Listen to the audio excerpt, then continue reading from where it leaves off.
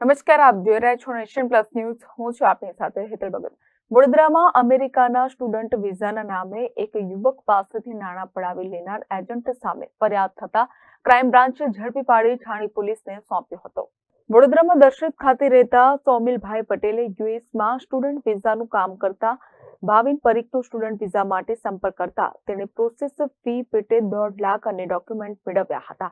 Visa ફીની process બાબતે યુવકને સંતોષકારક જવાબો નહીં મળતા તેને શંકા ગઈ હતી અને તપાસ કરતા એજન્ટે વિઝાની પ્રોસેસ કરી જ ન હતી, જેથી તેણે નાણાં તેમજ ડોક્યુમેન્ટ પરત માંગ્યા હતા. જે પૈકી એજન્ટે ડોક્યુમેન્ટ આપી દીધા હતા, પરંતુ નાણાં નહીં મળતા છાણી પોલીસ સ્ટેશનમાં ફરિયાદ કરી હતી.